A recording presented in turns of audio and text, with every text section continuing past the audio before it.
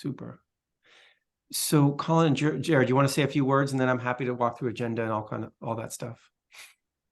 Great. Yeah. So thank you. It's as folks will recognize, David Plum, who many of you know from Climate Council meetings, if you attend steering committee meetings, as our facilitator is with us today, and that follows up on the decision, the request that we decided to make as a subcommittee at our last meeting was to bring a request to the steering committee to ask for some of David's time to help us facilitate a work planning process. And that's the bulk of our agenda today. I think David can walk us through that agenda. We also have some approval of minutes, but the bulk of it will be, and I think we're planning this as kind of likely a two meeting process.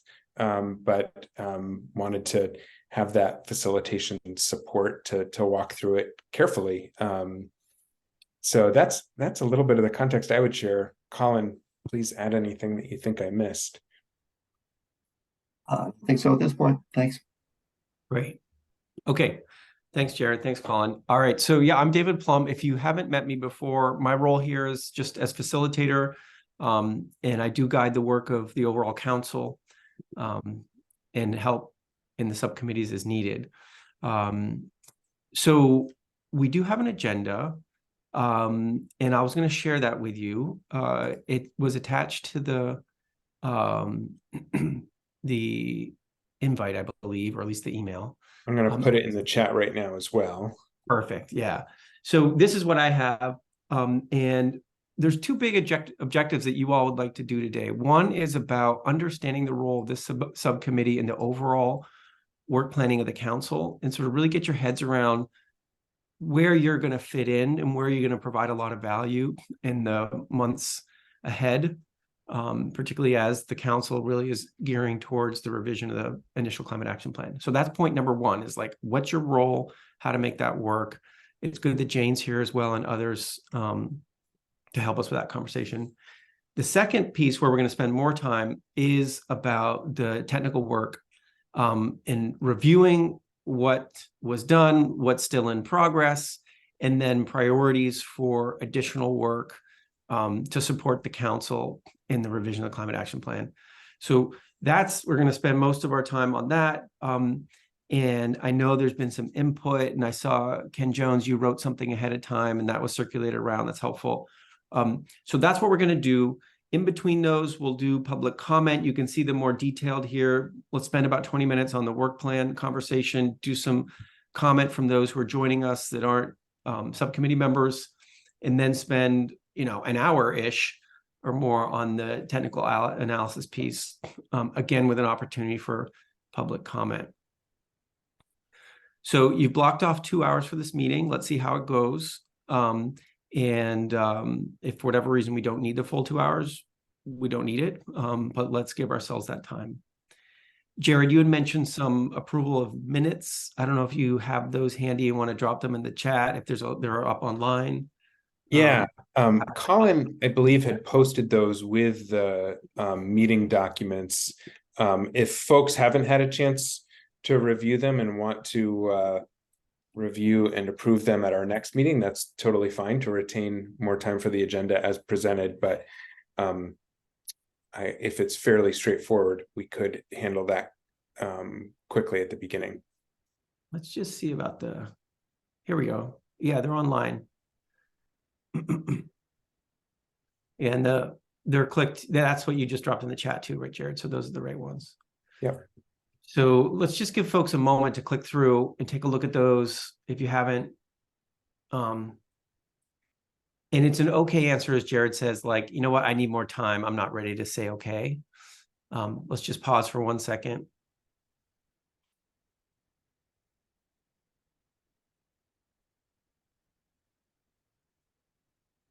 Does anybody need more time on these minutes, or anyone have a concern about them?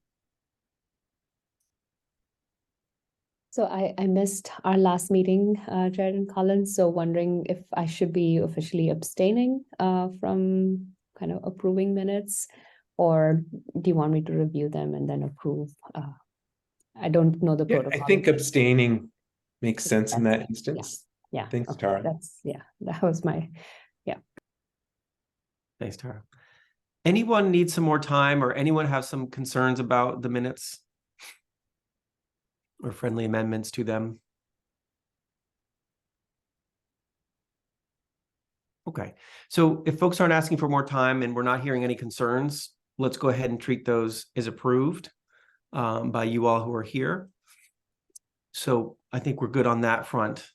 All right, so I do want to just pause though, David, before we go forward to see, because generally in these subcommittee meetings, we do a rotating note taker. I know that sometimes the facilitation that CBI provides includes that note taking. I just want to make sure that we actually are getting notes from this process and who's doing that before we continue. That is a great question. I am taking notes, and so I'm happy to pull those notes together and give you all a quick summary in the back end of this. Thank you. Okay. All right. So diving right in, and again, diving right in, you all haven't met since August. So if there's any check-ins you want to do with each other, like, I don't want to like just go straight to business. If there's any, like if we were in person, there'd probably be a little bit more banter on this. So I do want to say, if there are check-ins, you haven't talked since August, things that you want to say before we dive into the content, I think that's okay. I just want to open up that space. If there's anything on people's minds, it's like, you know what, before we get going, let me just mention the following. So let me just create that space. If anybody has something that you want to share with your fellow subcommittee members, since you haven't met since August. Anything burning on people's minds? Okay. All right, let's get into it then. All right, so the work plan. This, if folks had listened in to the council meeting in late September, you will have seen the council review a work plan for itself and have some comments on that work plan. I can share that right now. It hasn't been updated yet since the council met, but I'm happy to share that document on the screen right now and give a sense of sort of what the council's thinking. Does that sound good? All right, so let me just grab that and I can share that so folks can see what's going on. It's a pretty simple document.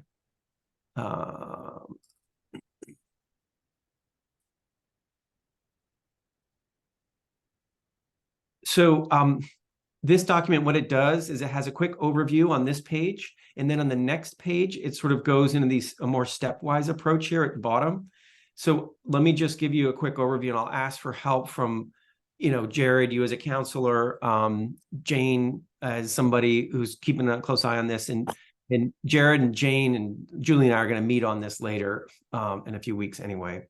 So the basic vision here on a work plan for the council writ large is the plan revision is front and center, right? And that July 1st, 2025 is actually not that far away. And if you work backwards from it, now is the time to start that work, right? So that's sort of like the big picture of the revision of the initial climate action plan is priority number one.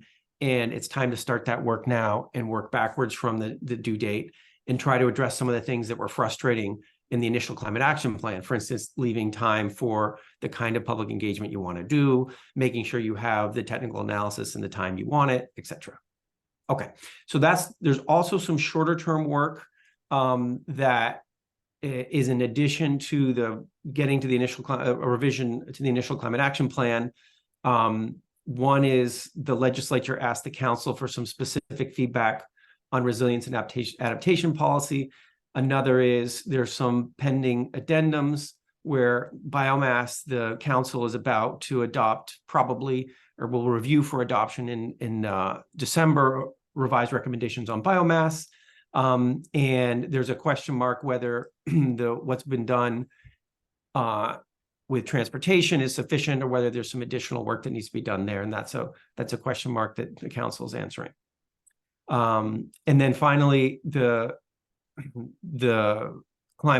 State Climate Action Office and ANR are working around the federal funding for a priority climate action plan that will allow federal funds to flow into the mitigation work, the emissions reductions work.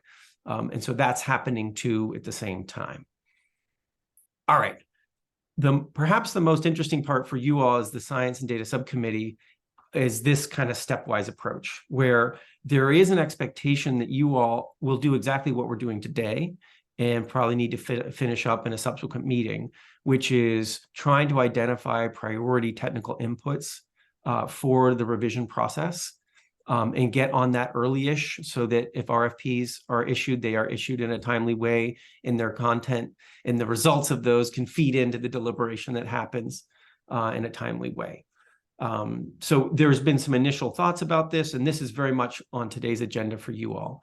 But the hope is that this fall that you all, working together with the Climate Action Office and ANR, are able to start to identify what those priority things are so that RFPs can start to emerge and get out the door in a timely way. Okay, so that's a step 0. And then there's a question mark.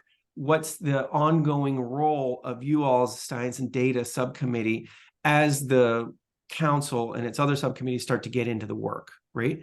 There's probably a role for you in looking at those RFPs and making sure they're coming out. There's probably a role for you in some kind of interaction with the technical folks, right? That's something to think about now, right? Like, what is that role for you all? Is the council and the other as the council and the other subcommittees get working, right? Sorry, Dan, I'm just going to pause you for 1 second. I don't know if you can see, but Ken has his hand up. Oh, super. Yeah. Thanks. Yeah, I'm relatively new on the subcommittee, so I was curious if someone could give me a brief rundown as to the history and the relationship between the full council and this subcommittee. In other words, does the full council often or ever assign a specific task to this subcommittee? And it kind of leads into, is that our sole role is to identify those tasks, or should we, well, I'll just leave it at that. What has been the past in terms of their role in assigning us stuff? Yeah, this is a good question. I'm happy to take an initial to initially respond to that and see if anyone else wants to add to it. I don't believe that the council has ever assigned the Science and Data Subcommittee a scope of work. I think the way that it's been communicated over the past 3 years is that the Science and Data Subcommittee, I think in some ways similar to the Just Transition Subcommittee, kind of serves to support the other subcommittees and the council as a whole. And so that has primarily been in providing review and input on key assumptions of technical analysis that is needed to inform the climate action plan and the associated modeling and research and analysis that leads up to and informs it. And so that has sometimes happened as a full committee, and sometimes there are smaller task groups that will form around a specific scope of work to review a draft RFP, review the responses to that, to select contractors, to review draft reports that come back for the council for their consideration. That has related to everything from the initial pathways analysis, and sometimes these lines aren't clear and bright, right? Like there's sometimes a role for other subcommittees in that review. But I think a core role of the Science and Data Subcommittee has been assisting with the process and being eyes and ears and people with expertise and experience to provide review on analytical tasks and projects that are contracted by ANR for the benefit of the council. Makes sense, Ken? Yeah. Okay. So in that spirit, I David, think, oh, go ahead. Yeah. Before you move on, maybe just to amplify a little bit, and Ken, I think that was a very good question. It's a very timely one, because we're probably at an inflection point here in terms of our role and what we do and how we sort of operate moving forward, because the Science and Data Subcommittee was not one that was actually in the original writing of the creation of the council, and we sort of came afterwards. And part of the initial pieces were to sort of figure out who we were and what we were doing. And now that we have a chance to sort of step back, take a look, reflect, and ask the question, what should we be doing?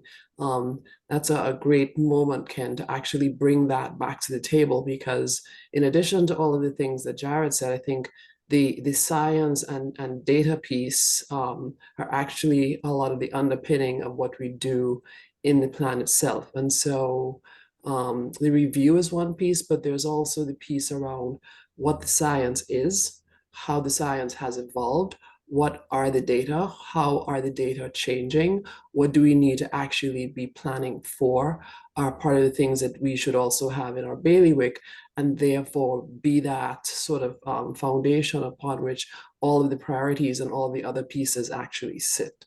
So that's part of the conversation I hope that we have today, particularly at this particular moment in time, when there are a lot of new inputs coming in that we didn't have at our disposal earlier on in the process, and we have that time to sort of sit and breathe and do the best job that we can. Thanks, Leslie. I think that tees up exactly the conversation to have right now, right? Which is imagining that role for yourselves in providing value to the council process and the revision of the initial climate action plan. So if I'm hearing folks correctly, like one role is the traditional role of ensuring that the technical analysis that gets done is well thought out, right? Through a good RFP and guidance to the consultants and that kind of stuff, right? That more traditional role you played. What I'm hearing from Leslie Ann is also, how do we ground the whole process in the most recent science, most recent data, the targets, et cetera? And that isn't necessarily the role you played last time, right? I've seen it in others, like in other states where, you know, Maine has a science, something like this, but it's more of a paid thing. And they do a proper report that kicks off the process, right? This is the latest on the science, right? It seems a lot to ask this volunteer group to do a report like that. And yet I wonder when folks hear that from Leslie Ann, like, how can you imagine that doing that in this subcommittee? Yeah, I will just note that in terms of like the initial context setting that Leslie Ann spoke to, you know, that definitely happened last time around in multiple ways. I mean, Leslie Ann really helpfully presented some of the sections of the draft and then final Vermont climate assessment. And then, you know, I had presented on the latest Energy Action Network annual progress report on emissions, energy equity, and the economy, just as context setting pieces.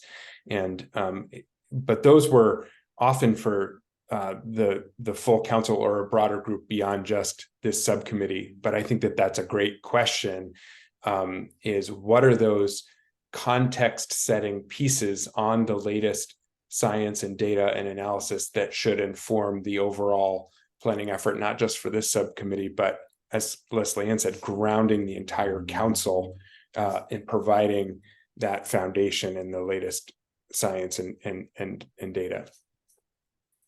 And so you gave the example of Maine, David. Both Maine and New York, so the NYSERDA process, both people who are working in those are actually paid. They have a very interesting structure set up for that. Maine actually reached out to me when they were setting up theirs because they wanted to model it on the National Climate Assessment. And so there's an interesting tie in how all of this sort of shakes out. The National Climate Assessment, the 5th version, is actually on the cusp of being released, and there are a number of products and processes in the resilience and adaptation space I think would really, really help us as we think about moving towards our next iteration of the plan itself. So I just want to put a pin in that. And Leslie Ann, could I ask you to just sort of imagine what it might look like here in this process in Vermont to do this well over the coming months, like to set up this process in a good way? Like what goes on in your mind with that? Well, I think time is the biggest factor, and we didn't have that last time. And so now we have the ability to actually see all of the new products, because there are some really, really exciting ones that I saw last week, but I can't share them because they're under embargo. But how do we take those and actually either bring them down to the local scale, but also bring in a number of other agencies around the state who are working in this space that we also didn't have time to bring in last time to help elevate a lot of those cross talks and cross linkages and pathways forward. So I think if we spend the next little bit actually sort of teasing that out and teeing up who else should be at the table to make sure we do this in a comprehensive, inclusive, diverse way, I think would be really, really good. Nice. Okay. So do folks want to keep going on that thread? It seems like an interesting thread. Jane, go ahead. Sorry, I've been on Zoom for how many years? don't know where the raise hand function is anymore. It's like, I hate Zoom, David. I told you that, David? Nice to see everyone. Sorry, I can't find the raise hand, but I wanted to just mention, maybe for the context of this group, that the infrastructure sort of behind the scenes of how we do climate action in government is different than the last time too, for the first climate action plan. And I think that presents some opportunities to speak to some of the work that Leslie Ann is mentioning. You know, we have a climate action office now within the Agency of Natural Resources that is supported and guided by an interagency advisory board to that office that also pulls in Leslie Ann and Leslie Ann's role as state climatologist. In the office of the state climatologist. Leslie Ann corrected me this morning that she's changing the name from the Vermont State Climate Office to make it be a little more distinct and from the Climate Action Office. But in my mind, like the value of I mean, there's many values of having Leslie Ann contribute to that work, but there's also the space and breadth of thinking about the role that the Climate Office at UVM provides in thinking about data and the data needs around climate action and climate change. And Marion and I have been working with Leslie Ann over the last too long, I'll say, because it's not in place yet, but to develop a grant to Leslie Ann to think about how her office stands back up her website as a repository for climate change data, and then how we think about and memorialize the long-term relationship between the Climate Action Office and Leslie Ann's office to support and think about climate change science long-term through an MOU of that relationship. And so I just want to say that there's, you know, there is both the benefit of time and there's the benefit of capacity and coordination in government that I won't say that wasn't there, because government in Vermont talks to each other and we have relatively good agencies, but also a formal structure to think about how climate change science and tools are brought to bear in the space of the next climate action plan. Does anyone want to take a stab at what this might look like in terms of a role for this subcommittee? Particularly on the thread that we're working on right now, which is how to ensure that the overall process is grounded in the most, you know, the latest and most important science and technical work. I'm just wondering what you all see in terms of the role for you all in that.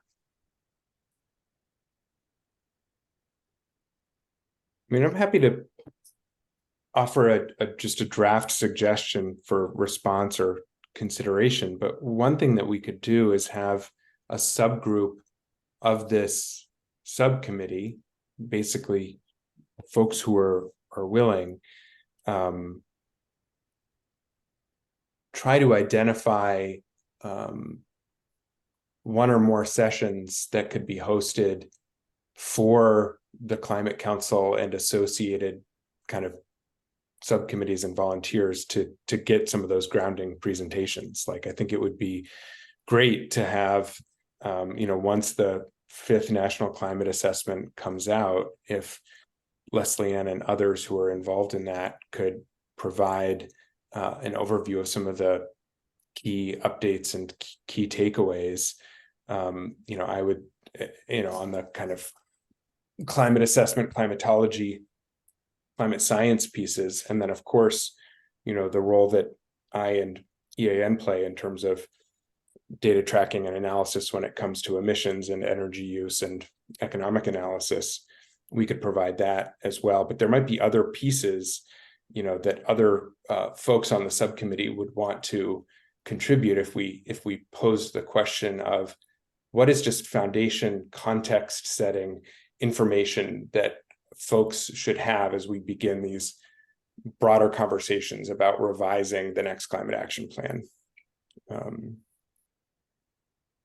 And I, you know, that the kind of output of that, or the outcome of that, you know, could be a couple of context setting, science and data grounding sessions for the council and other interested folks who would show up to that. Nice. Thanks, Jared. Richard? Yeah, I like the way Jared is thinking about this, and I think it would be a worthwhile set of activities. The thing that I wanted to add was that we have a great diversity of areas of expertise and skill among us, among the members of the subcommittee. Some of us have more than one area of interest. So there are some areas where we overlap. But you know, some of us are experts on climate itself. Some of us are experts on economy. Some on how to manage forests. Some about farming. Some about, you know, how to document where we are with greenhouse gases and so on. There's a whole series of different kinds of technical expertise, and I don't actually. I'm sure there are people on this council who have, on this subcommittee, who have expertise and skills that I don't know about. Mm-hmm. We need to be sure that we figure out how to leverage all of those skills and knowledge and put them at the service of the plan development. This is just basically, I'm speaking in support of Jared's idea.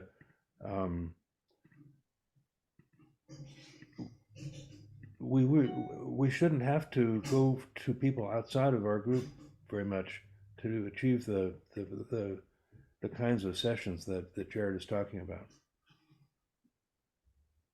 Thanks, Richard. I want to marry that sentiment with something I also just heard earlier, which is there is a lot of interesting content and experience in other groups and other agencies. I think Leslie Ann mentioned that.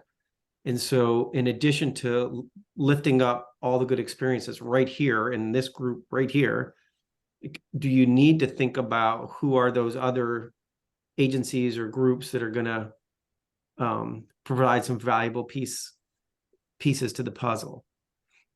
And I'd be interested to think a moment about who those might be. I think Leslie Ann put it as a challenge for all of us, like who should that be?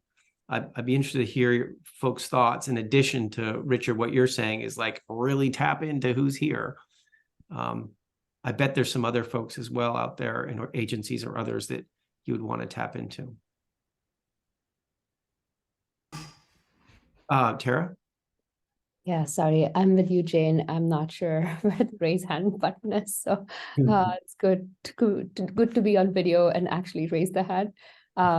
I appreciate what Richard's saying and Jared and Leslie Ann. So I'm listening to this conversation, and in addition to thinking who else should be here, just thinking about the revisions and the science that go in the next version of our plan in a way that speaks to the audience. So not only is it the council who will be hearing from all of the subcommittees, but eventually this plan is going to be for all Vermonters. So in terms of the science and data being accessible and understandable broadly, I was just thinking about modalities of when we present some of the data and the science, what forms that could take. And just in terms of visual, and a lot of us science and data folks tend to be geeky about our own things and can get lost in PowerPoint presentations. And I feel like maybe we should not be doing that or find other ways of communicating.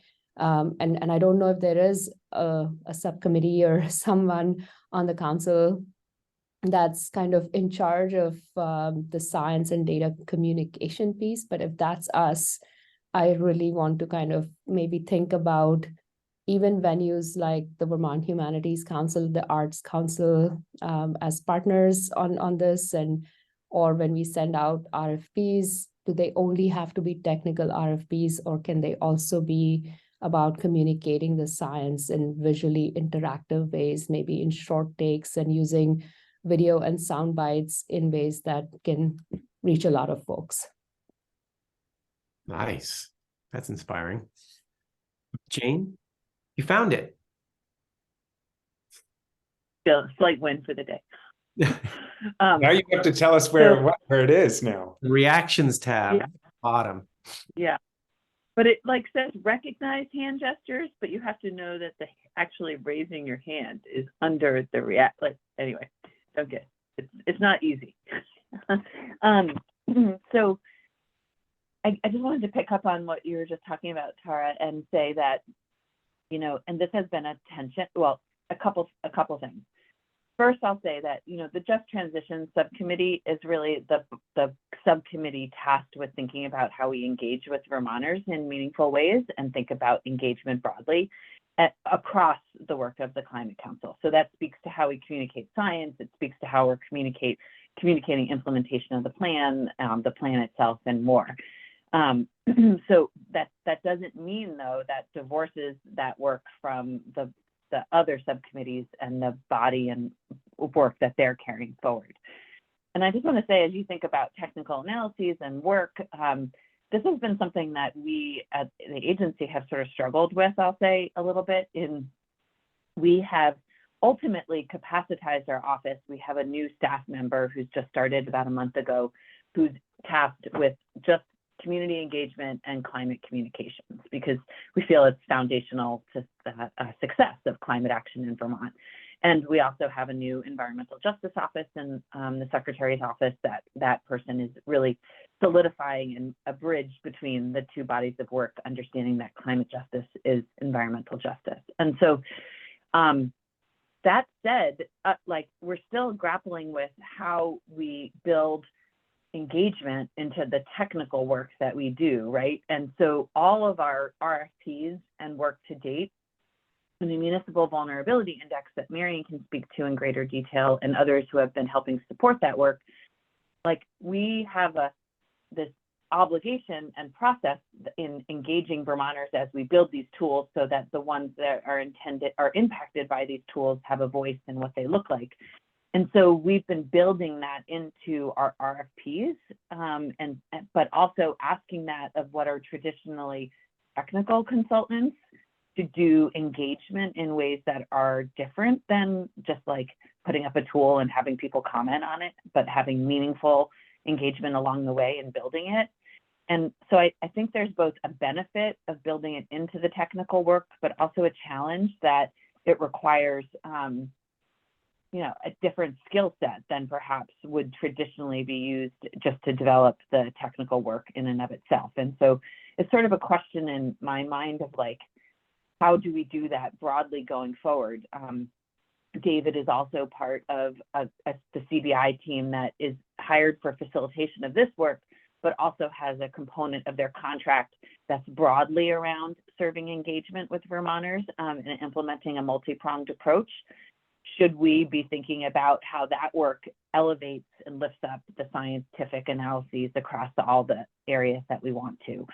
So I don't think it's an either or, but it's just a challenge as we carry forward the technical assistance work of the office and of the council. Thanks, Jane. Claire, go ahead, please.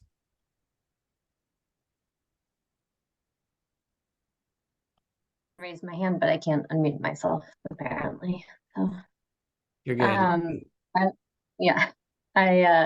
was just going to say, at the department we've been doing this kind of process to review renewable electricity programs and policies, and I think would just echo a lot of what Jane has said around the challenges of we've had a big public engagement component and we've had a technical analysis component, and have tried to think about how to marry them. But since think they were largely through separate contracts and separate processes. That's definitely somewhere we've been learning a lot of lessons. And I wonder if this is a place where we could learn from some of the way that in the academic world, interdisciplinary kind of work is done, where the RFPs are not necessarily built separately, but you would build a team of well, academics or consultants that have kind of different skill sets, but can, from the like foundation of an analysis, bring in like, this is what part of this effort we really would need to engage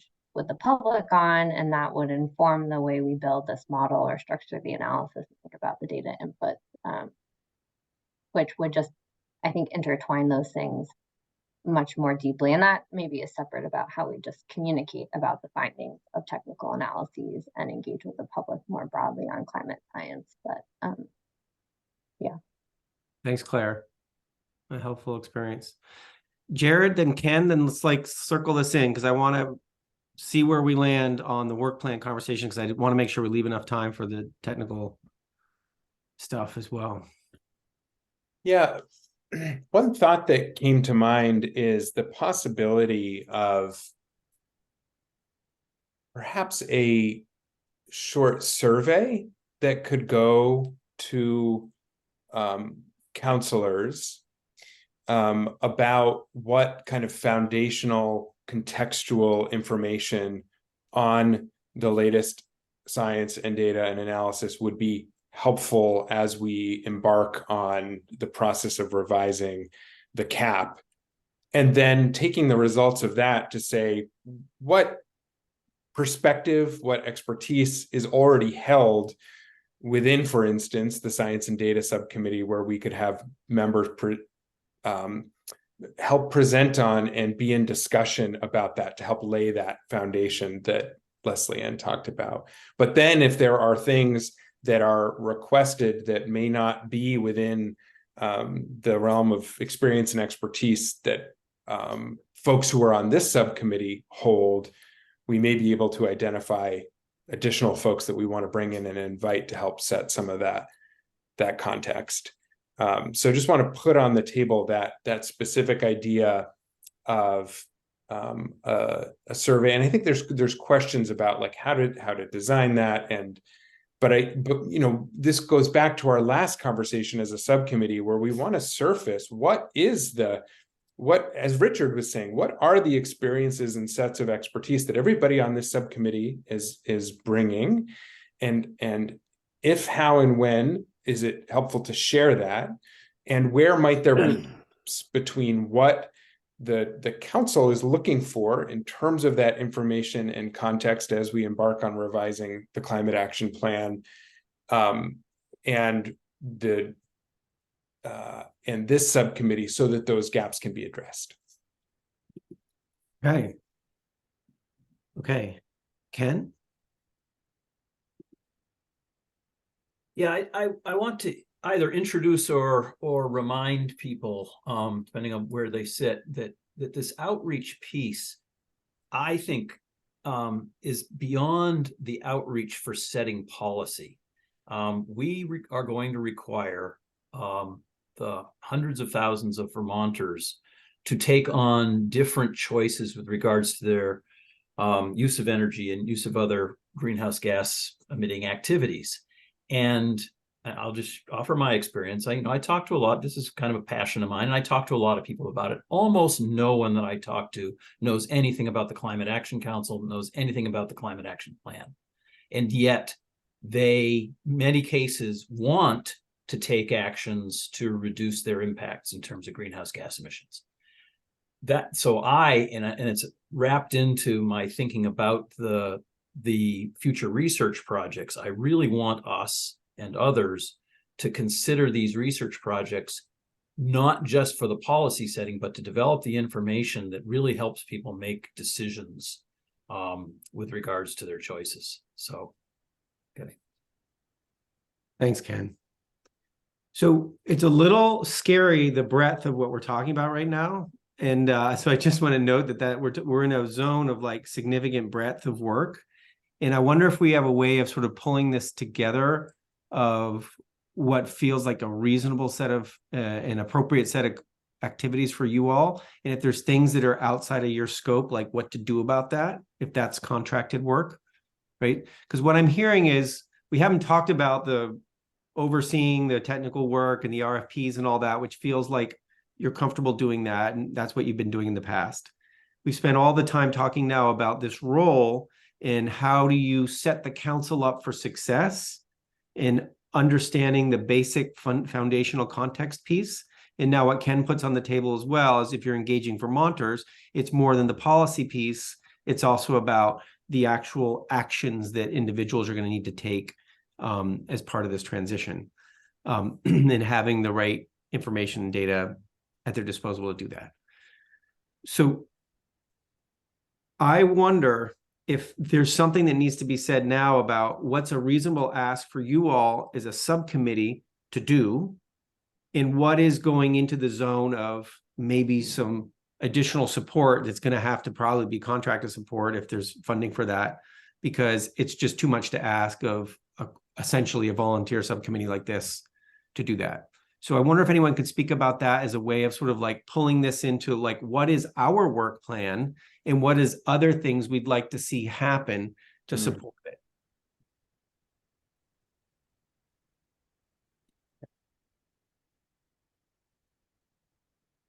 Does anyone want to take a stab at that? I think that's a great way of framing it, David, because I really agree with what Ken is saying in terms of the desirability of that communications with hundreds of thousands of Vermonters. But I do think that that is kind of beyond the scope of this subcommittee, and that it probably does make sense to, my personal opinion, I would love to hear what others think, continue to focus this subcommittee on the science, data, analytical, kind of foundational context and needs for the council to go about a process of, it used to be writing a climate action plan, now it's revising a climate action plan, and supporting the research, analysis, and reports that underpin that existing and going forward. That feels like a big scope of work already for a volunteer subcommittee, and going beyond that, again, I think there are other things that are really wonderful, beneficial, necessary to have happen, but I think that the distinction you're making is a good one, David. Okay, thanks. Elizabeth? I am going to pose a question in response to what Ken said and what Jared said. I'm unsure if we're talking about this group helping to define what, you know, a marketing campaign would be, or an engagement campaign, you know, what we need people to do, or is it a possible role for this group to ensure that we are bringing the best science on behavior, human behavior and human decision making, that becomes kind of a content piece that, you know, I've heard a couple of you mention that we need to make sure that we are bringing the most cutting edge understanding of what incentives, you know, messaging, to make sure that we're thinking with that framework, that everybody's thinking with that framework as we move forward. It could be a content piece, or kind of a research content piece, not like the actual plan for how to embed it into the next climate action plan or the next marketing campaign or whatever. I think those might be distinct. Well, I think they are. I think they really are. I'm glad you mentioned that, Elizabeth. Right. And so when you think about what technical information is that's going to be useful for the council, Elizabeth, what you're saying is that technical information should include information about human behavior, human decision making, that's very relevant for the kinds of transitions the climate transition is going to require. Right. And that it's our job to make sure that thread, that content thread is fit very strongly alongside the data on the greenhouse gas emissions or life cycle analysis or whatever, because there's a, you know, robust body of research, of course, on behavioral economics and what will get people to put a heat pump in their house. Right. Right. Claire, a short word here, and then I'd love to sort of wrap this one up and make sure we get in. It's a nice pivot to the kind of technical information that you want to do, but Claire, go ahead. No, I was just, maybe this is getting into the next piece, but going to ask if we actually have an inventory of all the analyses that have been done in support of either the initial climate action plan and or since the initial climate action plan, because it feels like that might be a really concrete way to like ground us in like all the work that has already been done and or updated and where the gaps are. Knowing also then pairing that with an assessment of like what skill sets and experiences are on this subcommittee, and feels like those two like visual pieces would be a really helpful way to ground this in a little bit more.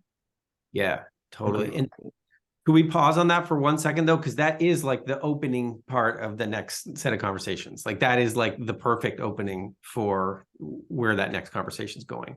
So we just hold that for 1 second. Let's see if we can close up this idea of work plan of like, what are your role and how do you see that role playing out?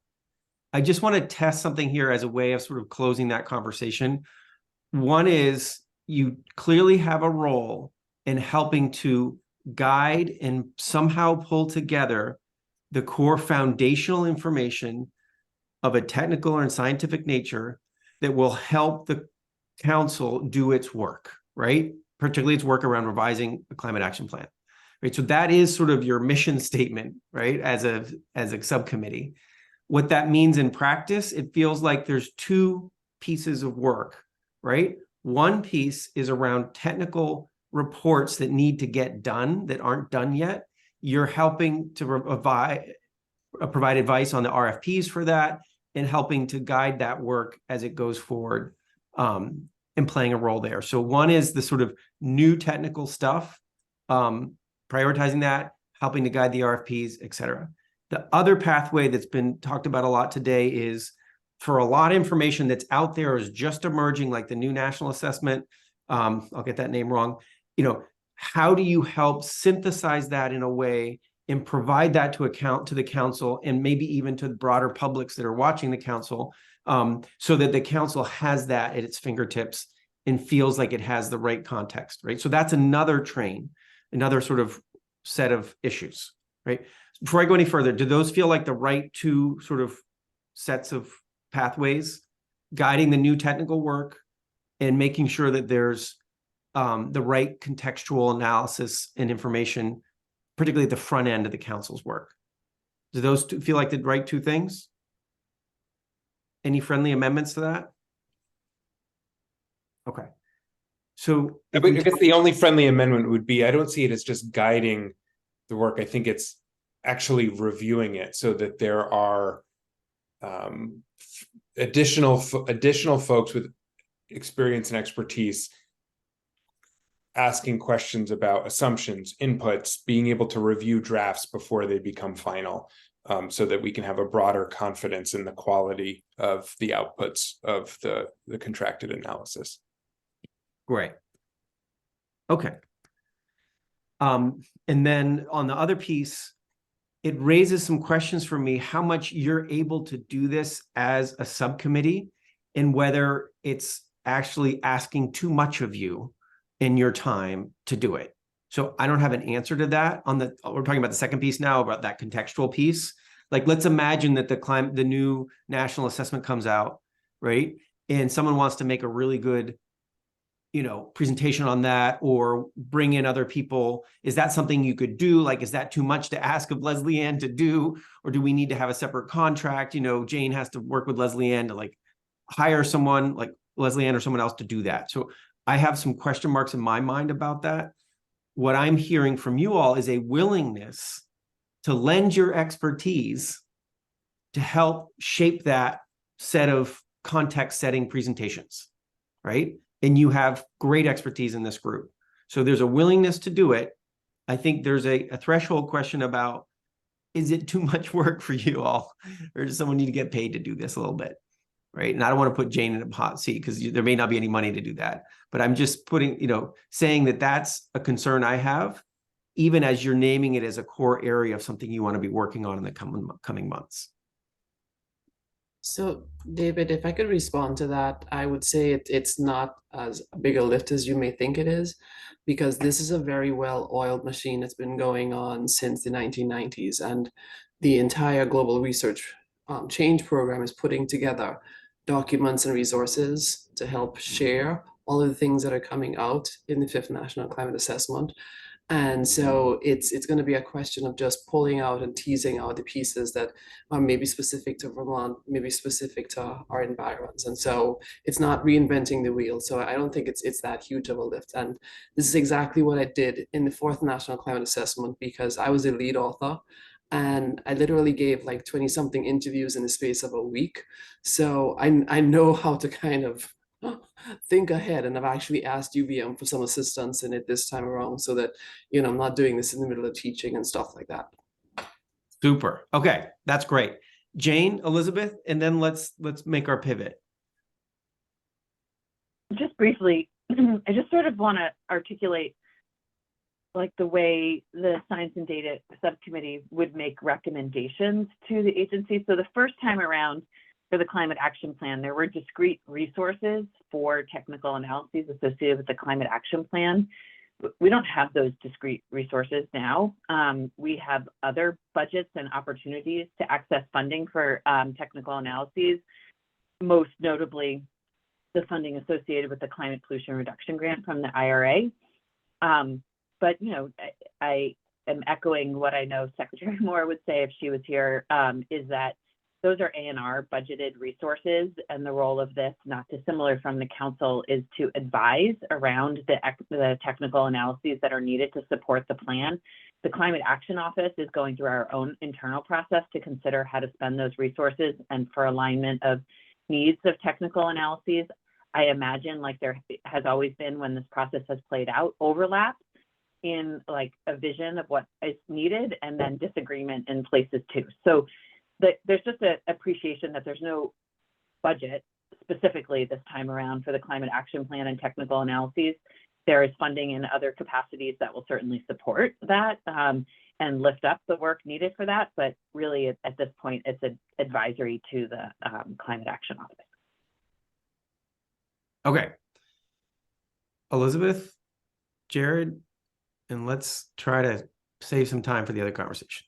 Okay. I think what Jane just said probably would inform what I am going to say, but I'm going to say it anyway.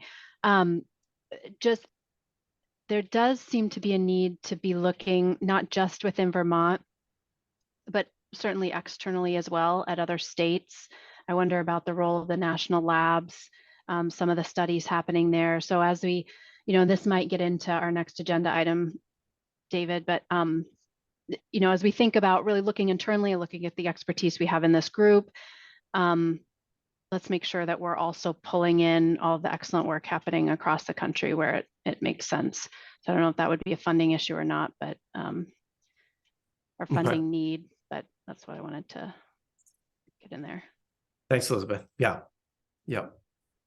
Jared? Yeah, I just want to note, this is a further discussion to be continued so that we can continue the agenda. That's fine. I just want to note it, and then we can kind of bike rack it if we need to. But I need to say I'm a little bit confused by the distinction that Jane is making in terms of, money for the Climate Council and Climate Action Plan versus other A&R grants, because my understanding is that I believe it's like $3 million that's being made available by the EPA for analysis related to mitigation is for development of Vermont's Climate Action Plan, which A&R is planning to submit to the EPA as one in the same document. And that Climate Action Plan needs to be approved by the Climate Council. So I just want to note that I don't see a firm, bright line between those two things, and that if the Climate Council is going to be asked to sign off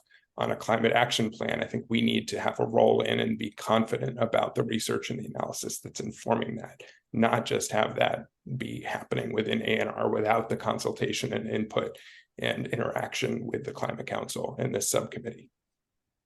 Thanks, Jared. I do want to put a pin in that and not go deep down that road right now, but I think we're here and our next conversation is precisely about what is the kind of analysis that's going to be most helpful, right? So I think the essence of our next conversation is trying to use the expertise of this group to guide the thinking on the kind of analysis that'll be used in the coming months and year. All right, so I think we got to some clarity about role, and that's fantastic. The specificity of how that's going to play out, we don't have time to do right now, but maybe with your co-chairs, we can come back to you with some ideas about what that looks like in practice going forward, and the kinds of work that means the subcommittee is going to be doing in the coming months, more specifically. In our agenda, we created a space to take some public comment before we switch gears into the other conversation, so I want to do that now. And apologies, it's not exactly the time that was posted, but if folks have been listening into this conversation and you're not a member of the subcommittee, this is a chance if you want to weigh in and provide some input before we take up that next agenda item. Anybody want to chime in that's been listening today?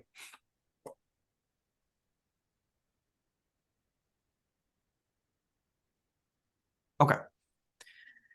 All right, so Claire and others have teed up the way to step into this conversation, right? Which is, I think it may be helpful to just, tick off, like, what was the work that was done that supported the initial climate action plan? What's some work that's still in progress that's sort of an extension of that initial work? And then that'll help us get into the conversation of what needs to get done that isn't getting done already, right? So that would be my suggestion of the 3 steps. We don't have a tidy little presentation prepared for you, so this is going to be kind of verbal. I'm not quite sure, Colin, Jared, Jane, Marion, how you want to do this, but if there's a succinct way to say the key pieces of the technical work that inform the initial climate action plan were, the pieces that are still underway are, that would be really helpful. I guess I can jump in first, and I'm not going to do that exactly, but I will just say that I think it's still somewhat unclear, kind of like what the next climate action process is exactly going to be, whether I don't think the idea right now is to do kind of a wholesale rewrite. I think it's going to be more of an update. I think that's the way people are leaning. And so, but I'm not sure that a final decision has totally been made on that. And so I think that question will impact kind of the technical analyses and the level of technical analyses that goes into that next plan. So I guess I'll put that out there as a little bit of a uncertain framework to start with, but in terms of kind of ongoing analyses, there are a number that we've talked about on the subcommittee before, or gotten updates on before. A lot of those are not probably directly related to kind of the pathways modeling itself. I think some of them could likely be informative for the next process, but and I don't know, Jared, happy to hear your thoughts on this too, how we want to handle that. I'm happy to give an update on like the agricultural contract and the life cycle analysis, and Jane and Marion have offered to provide updates on the buildings and thermal contract and the MVI, but I'm having a hard time figuring out exactly how relevant all of those are. And I think probably the buildings and thermal one will be the most, because that's kind of directly linked to pathways. Yeah.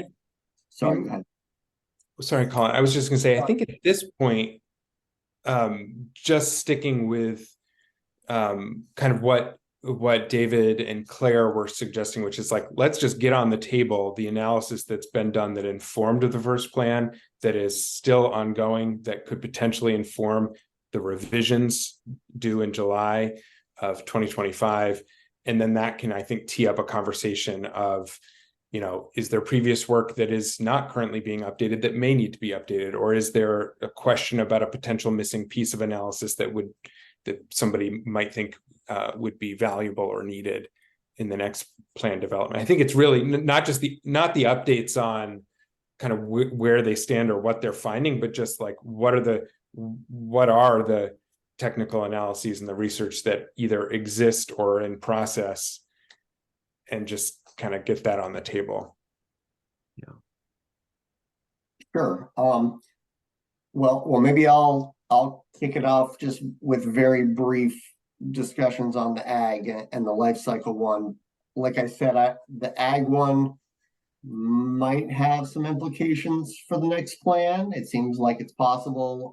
The life cycle one, I'm a little less sure about, just because it's a different accounting framework. But I'll give a brief explanation of that one too. So for the ag contract that is currently ongoing, our contractor, ICF, is putting together kind of a comparison and a recommendation of, I believe it's 9 different tools to quantify emissions in the agricultural sector, both on a net and gross basis, and kind of investigating data sets to come up with a recommendation for what's the best Vermont can do in terms of estimating emissions in that sector, kind of within given resource constraints too, because there are some very, very data intensive models out there in that space as well that we may not have the data for anyway.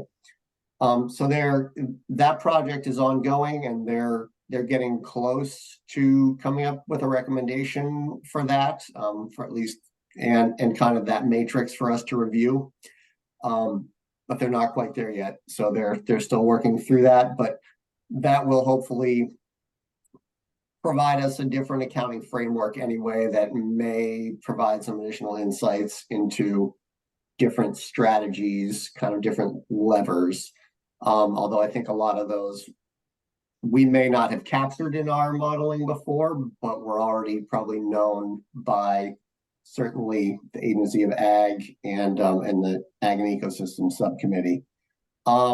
In terms of the life cycle analysis, that contract is also ongoing, and I think, as I've said before, it was paused for quite a while as we attempted to reach out to experts in traditional ecological knowledge to help inform that process. We didn't end up having a whole lot of luck in that space yet, but we have kind of continued with the actual technical part of that analysis, with the understanding that that is a product that we're going to update annually at this point. And so we will have the opportunity to incorporate kind of the TEK component later, or engage with these experts kind of in the different iterations of that. The product itself is focusing on, and our contractor ERG they're focusing on kind of analyzing all the different energy pathways, current and kind of the major expected energy pathways in Vermont, and coming up with kind of life cycle emissions values for each of those pathways that are kind of based on a whole lot of steps within each pathway and different factors for those steps. And they're still in the process of putting all those together right now. We don't have a draft of that yet, but we are hoping to soon. And then the plan is for them to apply those factors for all those discrete pieces of the pathways, and to apply those final factors to kind of the activity data within the greenhouse gas inventory to come up with a hopefully apples to apples kind of a comparison, or cross-referenced maybe, between kind of a life cycle inventory and the current gross inventory. But it will just be for the energy sectors. Hopefully that's enough and not too much, but I'll stop there, and yeah, hopefully that's a good baseline. And Jane, I don't know if you want to go next on the thermal one.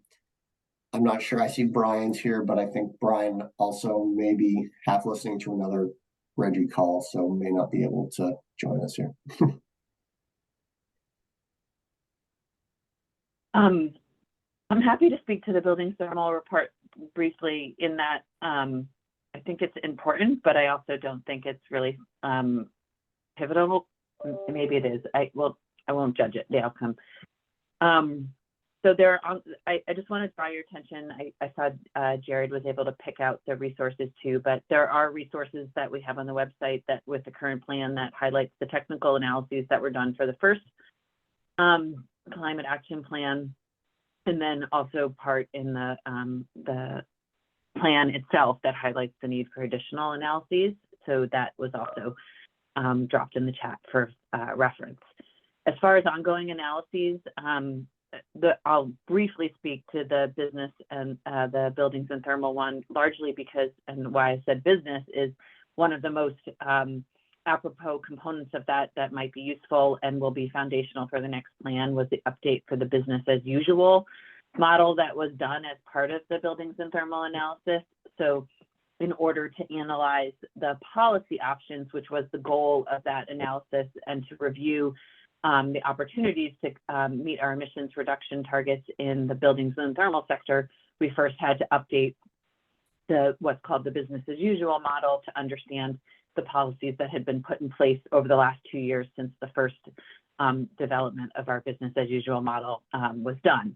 And so that is the most, in my mind, exciting opportunity, was the update to that and the re-envisioning of what that model looks like, and then thinking about how we can do that on a more regular interval. And our climate action office has actually been meeting with SEI, who built the LEAP model for us in that space, and thinking about how we can have them on retainer contract so that we can update that model on a recurring basis to sort of check ourselves on how we're doing with meeting our emissions targets. So that was done. And then the review is still underway and draft around review of the as passed Affordable Heat Act, but also review of 4 other policy options to meeting our emissions reductions in the buildings and thermal sector, so that we could compare the cost effectiveness of those strategies. And that will be done in the next few weeks, actually, and plan to invite science and data to the meeting with cross-sector mitigation, where that analysis will be presented in depth in November. What I thought I might drop in the chat, and what feels more foundational for the work that you're thinking about as you look ahead, is that we have an RFP that's posted right now for the development of the measuring and assessing progress tool. And that is, I think, really going to be, oh my God, look at how long that link is. But I dropped in the chat the link for where that RFP is posted.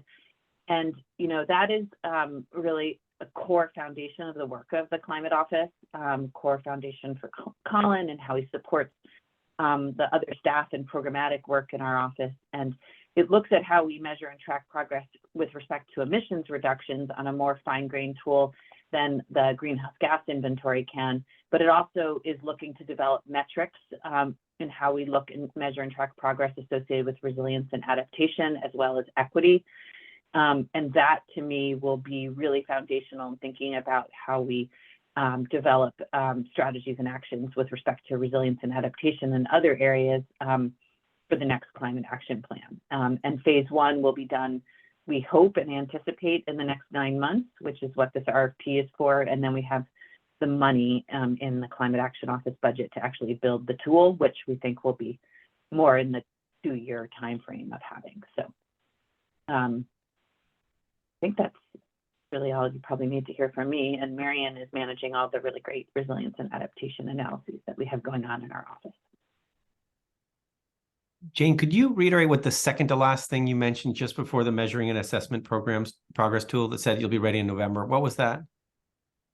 Oh, that's the final buildings and thermal analysis. Oh, that's the buildings and thermal final. Okay, great, thanks. Marian, can you say a word about the municipal vulnerability work and other things that you want to mention? Happy to share briefly work on the Municipal Vulnerability Index. So if you're looking at that link Jane shared about sort of future analyses and support needed from the last climate action plan, it references the development of a Municipal Vulnerability Index, which is really intended, and we're building to be a mapping tool that helps municipalities understand their vulnerabilities to climate change, to use to inform current planning processes, project work, funding allocation, grant application. So it's not so much an analysis to sort of inform understanding for in the way that a lot of these that have been shared is, but is really meant to be a tool to help municipalities take action on climate change, to really understand where their vulnerabilities are and ultimately where they can build resilience.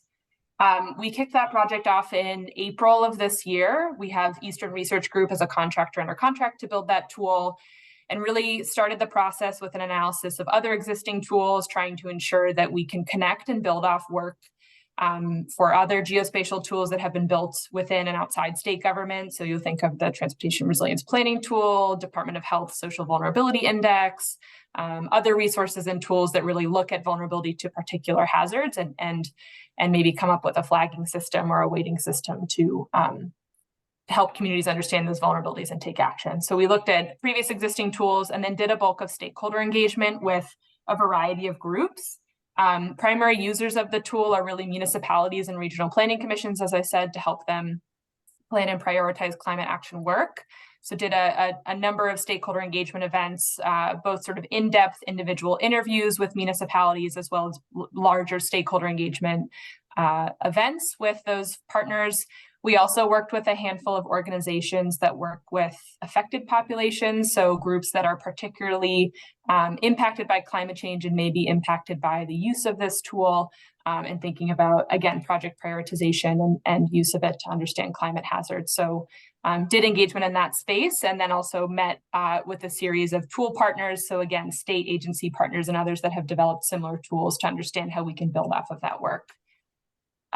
We use that stakeholder engagement process to understand how this tool could be helpful and to identify a list of factors. So really, what are those data sets and sort of indicators of climate vulnerability that should be displayed in this particular tool, and are now in the process of refining that list, doing an additional round of stakeholder engagement to check back in with those folks we spoke with earlier this spring, and then start to move into tool development. So we haven't even started developing the tool yet, are still working on a process to finalize that list of the factors and sort of vulnerability indicators, as well as data sets where we have them on climate hazards to overlay and use in this tool. The intent is that the tool will be sort of finalized early next year, February or March, for use. And then we have additional funds to work on with regional planning commissions on rolling out the tool, education and training, and thinking about how to incorporate it into existing planning processes. Yeah, that's very high level. Happy to share more if folks want to follow up. Such interesting work. Okay. Marianne, can you mention the forthcoming analysis also? Yeah, sorry, I didn't see that message. So we do have money in the Climate Action Office's budget to do something that we're calling a resilience investment analysis. So if folks recall the MAC curve, the mitigation abatement cost curve that really looks at particular measures and what the long-term savings or costs would be with those particular measures, thinking about how we could do an analysis, both similar but quite different from that for resilience and adaptation actions. So where investment in particular actions, let's say a home buyout or restoration of a particular floodplain or planning work with a community to think about particular hazards, actually has or doesn't have payback and results in deferred damages at particular time scales. We're still in conversations with partners about really what the questions we should be even asking in that analysis would be, what that would look like, what's even feasible for the time frame and the budget that we have associated with that, but hope to move forward with that in the coming months in terms of an RFP and working with a partner to really come up with that analysis to help with decision making in terms of cost and payback on particular timescales for investment in resilience and adaptation actions. Nice. Okay. Super. Richard, go ahead, please. Yeah, those of you that know me know that I have been terribly focused on reducing our emissions of greenhouse gases. It's the sort of primary prevention activity that is so necessary. But recently, I started thinking much more about the resilience piece and the adaptation piece. And I just invite you all to consider what would Vermont be like if 10 years from now its population has doubled because of the arrival of people fleeing sea level rise and heat from coastal areas and from farther south. I think that's a not implausible scenario, one in which Vermont's population doubles by the year 2040 at least. So this is not about the direct effects of climate on Vermont. It's about the effects of climate change elsewhere that induces people to move and to relocate. And we've had a first round of people often cite climate concerns about when they move from places farther south to Vermont. And these are people that come with a down payment for a house, and they have a vehicle, and they have resources. What really worries me is that 10 years from now, we may have a flood, so to speak, of people who come with nothing more than their shirts on their backs, camping out of the back of their pickup. So I mention this because it's a different kind of planning than planning for specific climate hazards.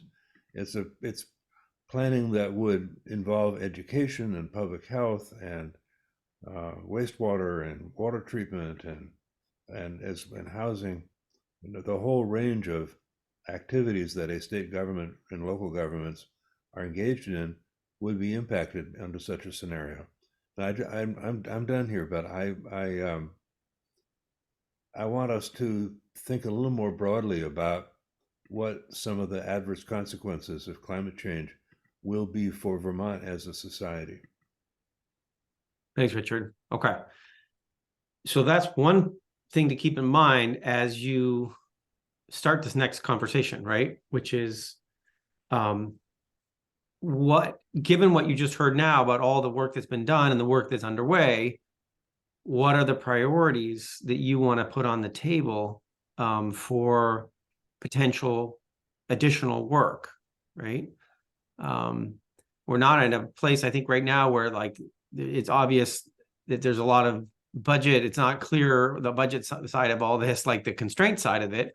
But even before we go to that, just sort of having a conversation amongst you all right now of naming the highest value types of additional work that you'd like to see happen as the Climate Council is moving into its revision, right? And that can be on the things related to emissions reduction, and it can be related to things to adaptation, resilience, and other pieces of the puzzle.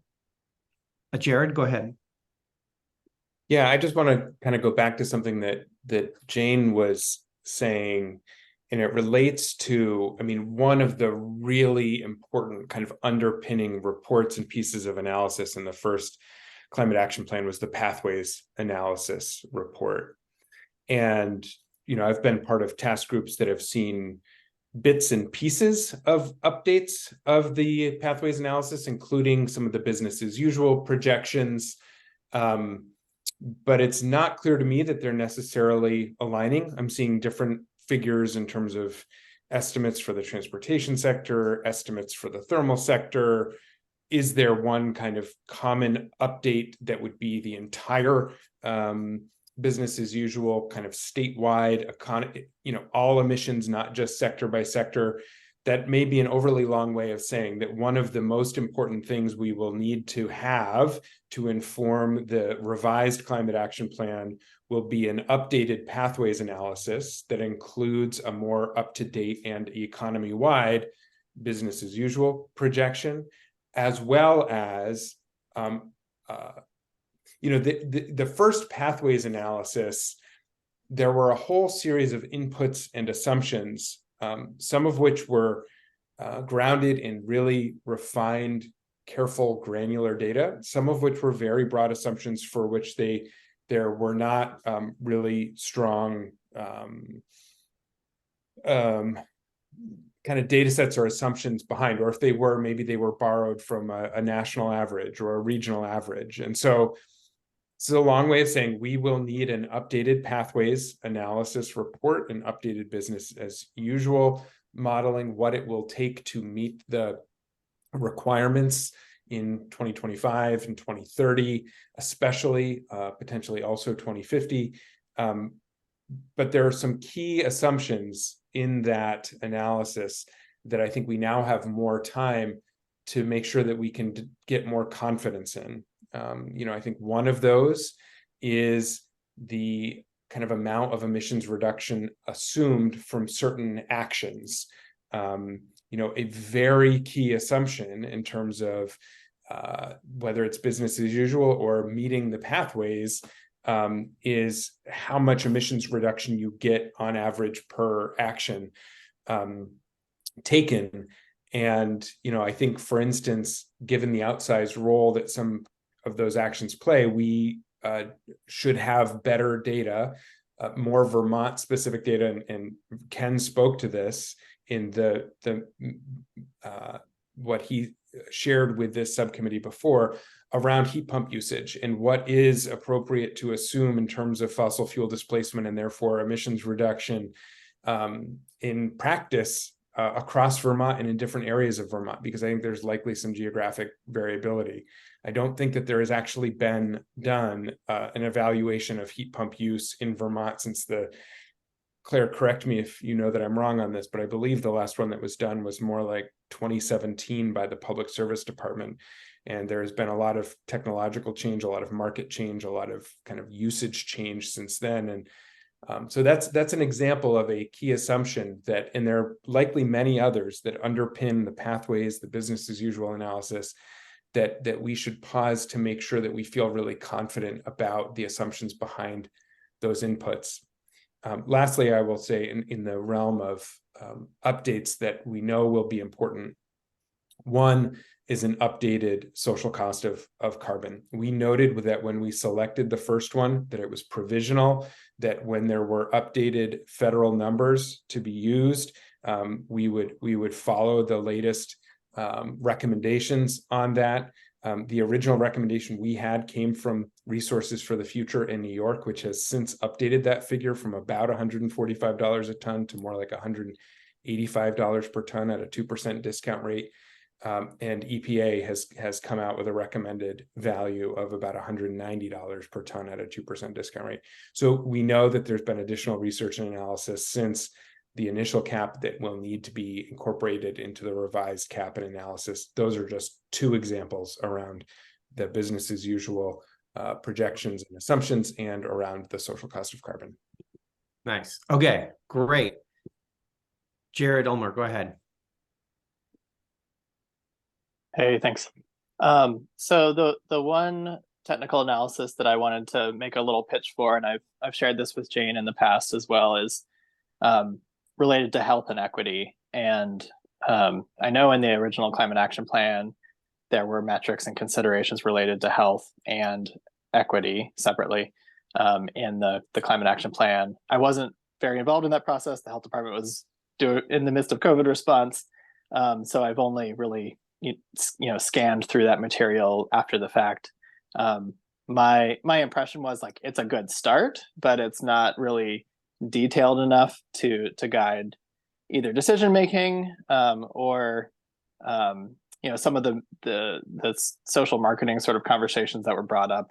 If there are certain climate actions that are really hard for certain segments of our population to engage in, it would be nice to know. It would be nice to have some additional information on who's benefiting, who's potentially being left out, and potentially who's even being harmed by certain climate actions or the inability to participate in certain climate actions. So I would love to see some technical analysis that goes into more granular detail about health co-benefits and harms, how those may be distributed across population groups, and just more generally in the area of equity and environmental justice, more analysis about the opportunity or the accessibility of different climate actions, and ideally with some potential suggestions or strategies for maybe broadening accessibility to populations that we don't expect are going to be able to engage at this point. And I'll just give like one quick example of heat pumps. related to resilience as well. You know, if you're able to afford installing a heat pump, you know, that's great. You're participating in the clean energy movement, hopefully getting some energy benefits from that. You're also getting the resilience benefits of having cooling in your house. So the people that aren't able to, you know, install equipment like that, not only are they sort of being left out of the climate action activities and, you know, the energy related benefits, but they're also not able to benefit from some of the resilience aspects of that. So, so some way, somehow, a little brighter, more detailed spotlight on health and equity is what I would love to see. Thanks. Thanks, Jared. Okay. Ken Jones, you wrote a piece ahead of this meeting with some ideas. I wonder if you want to speak a little bit about that in the context of what the Jareds have already said, and how some of that might tie together. Sure. Yeah, I mean, Jared covered the first one, which is heat pumps, really understanding the utilization of heat pumps. And it relates to my point about consumer behavior as well. I believe that the utilization of heat pumps is not close to optimal, certainly with regards to greenhouse gas emissions, but even economically, they are. I own one. They are not the simplest device on the planet to use when the seasons change. So that's one piece. The second one is, you know, I'll be honest, has been a long time grouch of mine. I don't think the economic analysis that has been accomplished so far in developing the climate action plan is meaningful. It just looks at, okay, what's the result at 2050? And that, I think, is very unsatisfying for people who are trying to understand the more shorter term investments that are necessary. And also, again, for consumers, for households and building owners and car owners, vehicle owners, what is the specific impact on those decisions? I think there's a lot more work that can and should be done and would make the climate action plan more, I'll say, supportable, certainly understandable. So that's the second. And then the third one, and I know this is maybe for some folks a third rail, but like a third rail on a subway, you still need one. And that is, we do have to do better characterizing the wood issue. I have the belief that the consultants that we hired to do the pathways analysis really discounted wood. Whether they didn't believe in it or whatever, they discounted it. And I think they've come around a little bit, but wood does represent a good 20% of the thermal load in the state. And to understand its current utilization, but then also this very, very challenging question about, okay, what does it mean in terms of forest management? And can we really zero out removal of low economic value trees from the forest and meet the other goals that forest management holds, both in terms of ecological goals and economic goals? I think that topic really deserves some focus. And I think it'll be very helpful because, as we know, people, I'll say, lob volleys at the entire climate action plan based on their interpretation of what it means to burn wood. And it doesn't help. So anyway, those are the three topics, and I hope that we can make some progress on those in the next couple of years. That's great. Okay. All right. So I've been typing away here. It's messy. I can share my screen in a second, but you know, if you pull them all together of what you all have said, there's the overall pathways analysis piece that Jared Duvall had mentioned. And inside of that are issues like more precision on assumptions on key items such as heat pumps, right? So that's one bucket of thing.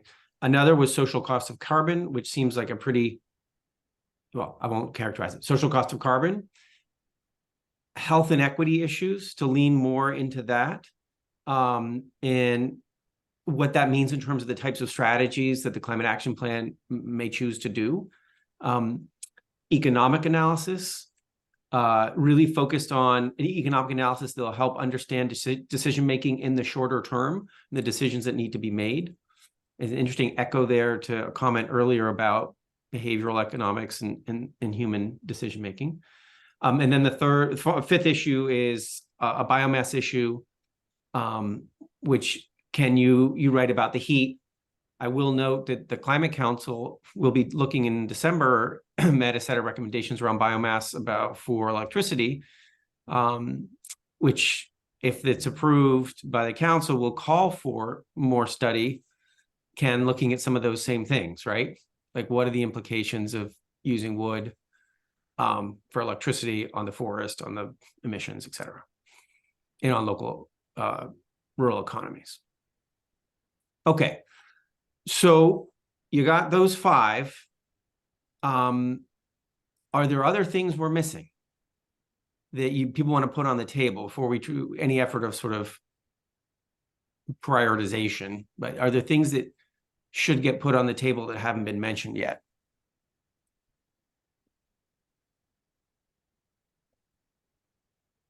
Jared? Elizabeth, please go ahead. Because you mentioned it, David, and I mentioned it earlier. I don't know if this is a subset of the economic focus or separate, but I have heard others say, and it does seem like we could benefit from more insights on human behavior, social science.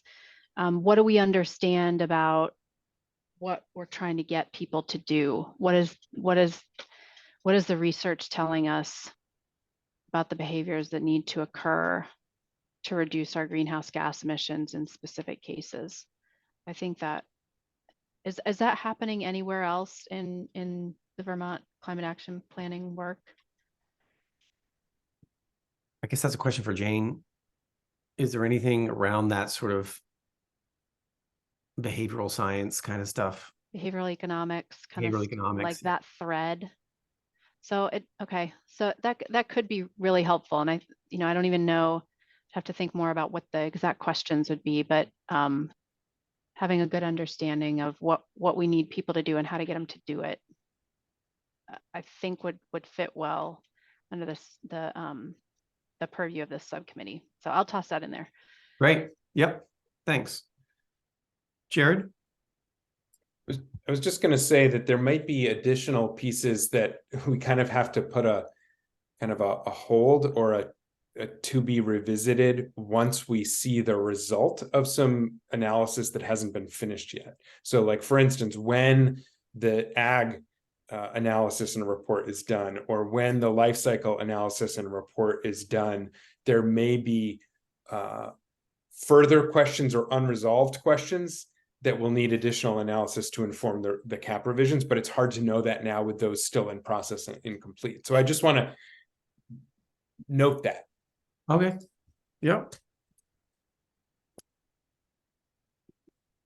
Great.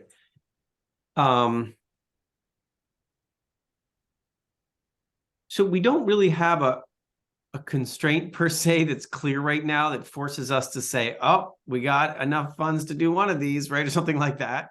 So I'm not sure the value right now on how we prioritize, because I'm not clear about that constraint. I would say we could do this offline. We could even ping you in a little survey mechanism or something just to sort of get a flavor of where people's appetite is. Where you think the most value would be if you had to make some decisions.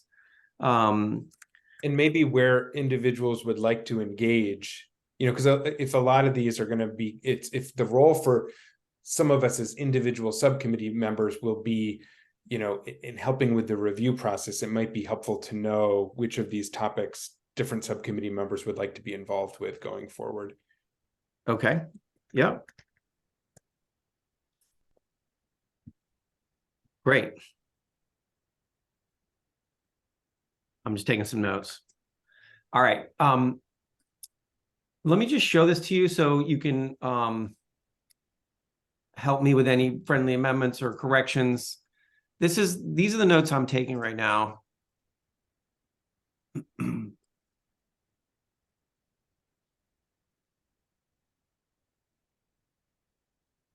It was what I just read off, but this is what I have.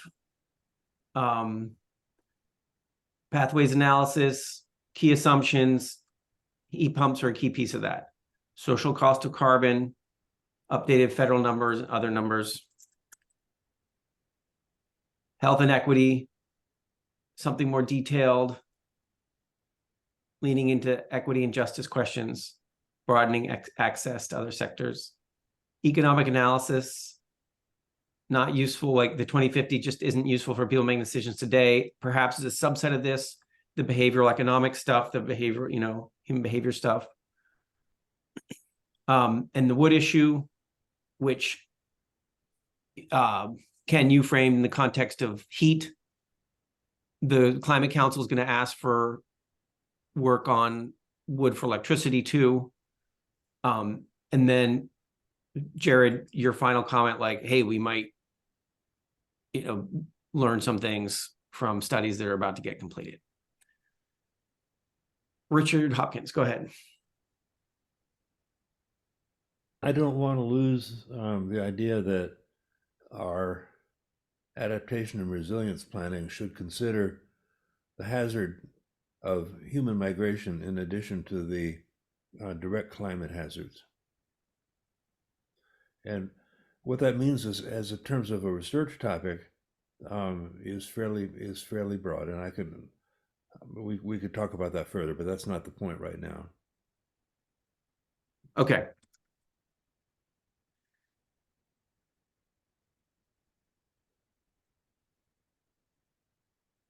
Okay.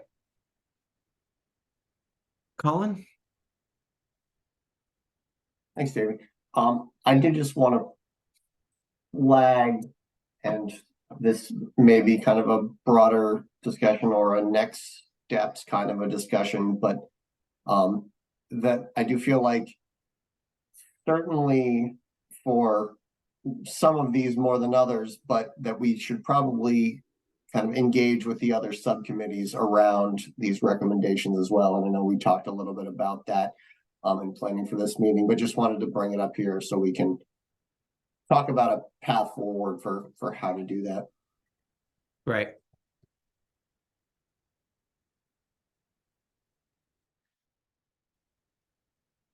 Okay, Jared. I think I saw that Ari had a hand up. Oh, sorry. Yeah, I'm trying to figure out how to raise my hand digitally, but yeah, to echo Richard's point, I think the question of population is challenging given Vermont's recent changes in trends, but I think it would be helpful to kind of create scenarios where we envision Vermont's future to see under these different scenarios, what does that mean for our infrastructure, for our carbon emissions? And the other thing I want to bring more attention to are the co-benefits that come with different choices. I think, looking at the carbon reduction strategy, basically as cars get cleaner, the gains in bike ped infrastructure decrease dramatically, but that doesn't really account for the health benefits of bike ped. And it also doesn't really account for some of the negative impacts we still see with electric vehicles, such as brake and tire wear pollution, increase or the casualties we see with motor vehicle use, the impacts to our landscape. So if there could be more of a robust, context for some of these proposals that do account for some of those other either benefits or consequences.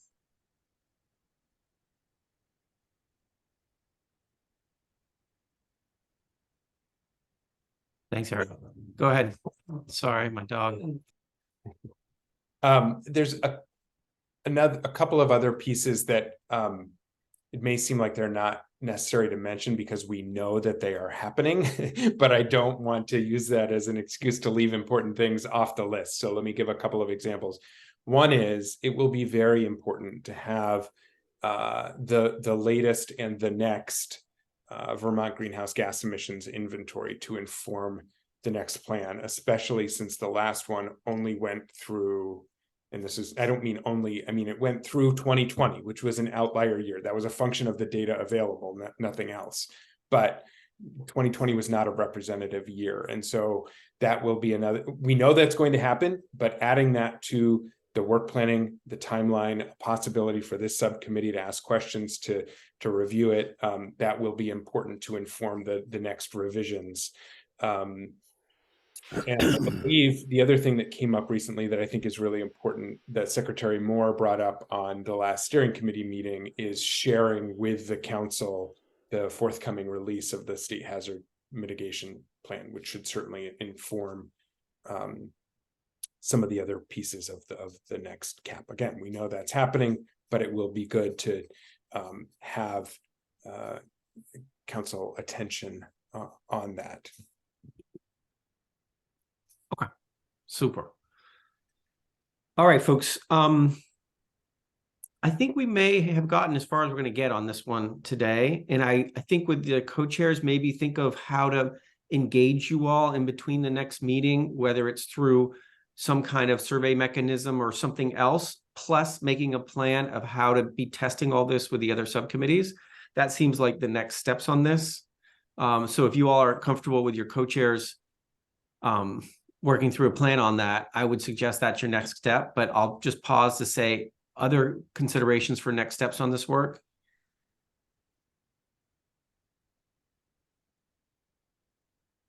Yeah, I want to kind of bring back what I mentioned earlier in the discussion, and it's with regards to reaching out to the public. One of the things about research, and others may disagree, but is that it is an opportunity to really engage people. And much of what I proposed requires our reaching out to a lot of Vermonters to understand their decision-making and their utilization of energy.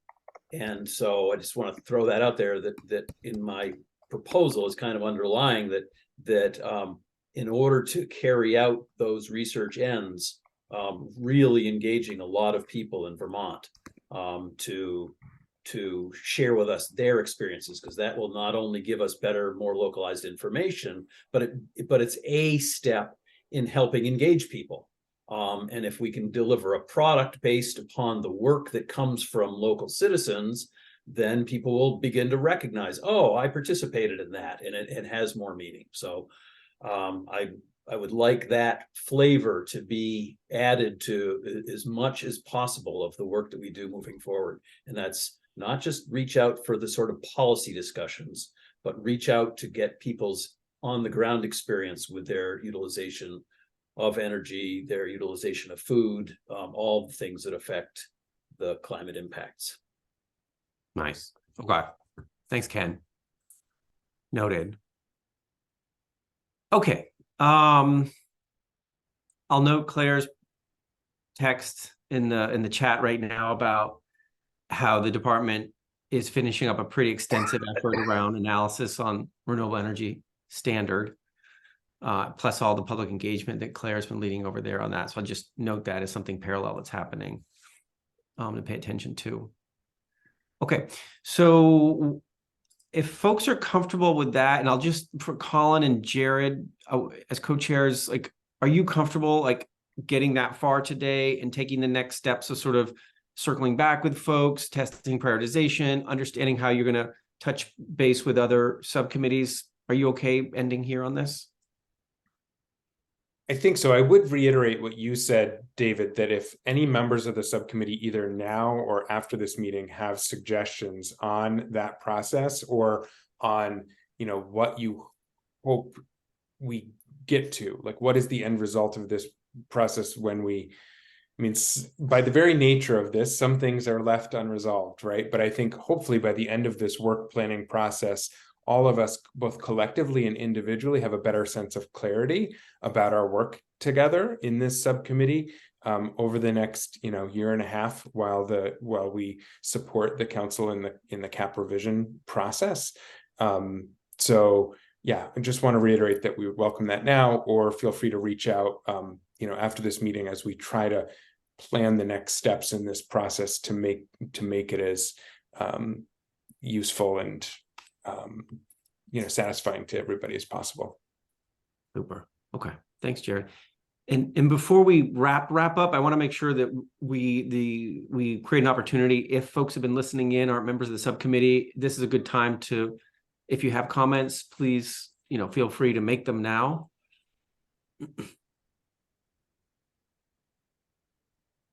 Just going to close my door because 13-year-old children are invading my home.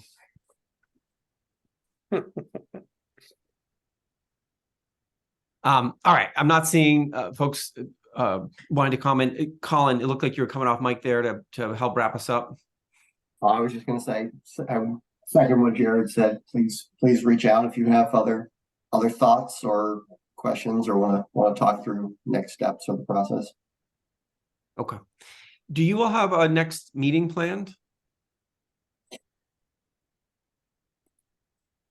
We have a recurring one on the schedule, and we haven't really talked through this, but I think based on a couple of responses or a couple of messages we've received, we may need to consider trying to find another time. Jared, I don't know if you have anything you want to add to that, but we may have to reach out with another poll. But right now, I believe the next one it's on a Friday upcoming, but I don't know the date off the top of my head. November 24th. Thank you. November 24th?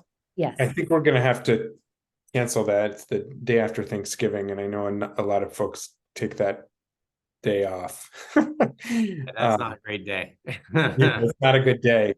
And I know that from some of the, I don't know if you've communicated with Leslie Ann on this call, and I did hear from Lily that her academic schedule this fall precludes Friday participation, which is one of the ones we'd had meeting times we'd identified before, and that she preferred Wednesdays. Yeah. So it may be if this time worked for a lot of people, it may be that we want to try to schedule the next meeting for another Wednesday rather than going for a Friday, which I know doesn't work for Lily and may not work for others, but I certainly don't think we want to meet the Friday morning after Thanksgiving. Okay, so it sounds like you have a scheduling challenge. The next meeting will clearly be to circle back on these very same topics we dealt with today, right? And you'll want to circle back on those and feel like you've made some progress. You've got some stuff down on the page. And if there's any sort of prioritization that needs to happen, if there's clarity around the constraints on the technical analysis, you could do some prioritization to think through how it would be thoughtful about those constraints. All right. We can send out a poll, but I'm just wondering, in the interest of trying to test a possibility and just holding something in pencil for a possibility, if we just say the Wednesday after what that meeting would have been. So testing out this same time, Wednesday 1 to 3, November 29th. So the week after Thanksgiving. We can poll on that, but I think it's worth, for those who are on, if you can hold that for now, or immediately say if it will or will not work. But that seems like a natural one to test and try for. I know that's one I would miss. Okay, well, we'll have to do it by email then. It was worth a shot, though. You shouldn't cancel it just because I can't come. Since you asked for people to say. Well, and David can't either, and he's key to this process as our facilitator. So we'll find another one. All right. Okay. May the scheduling gods be with us. November, December are tough, but we'll do our very, very best. Okay. Great.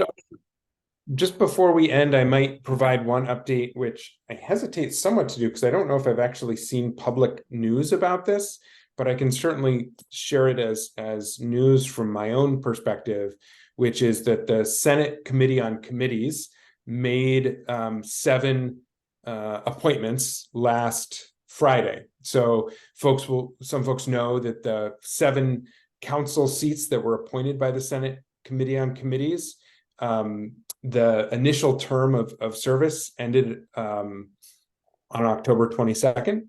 And so there were 7 members appointed. I don't know if that has been shared publicly yet. I am happy to say that I will be continuing for another term and looking forward to continuing to work with this subcommittee. I don't believe there's anyone else who is one of those Senate appointees who is serving on this subcommittee, but we may end up gaining a member once we sort out how those returning and new counselors want to serve on subcommittees in addition to their council service. Yeah. Thanks, Jared. Yep. We're very, very happy about those timely appointments. A lovely change from previous practice. All right. I think that's it, unless there's any other updates folks want to share.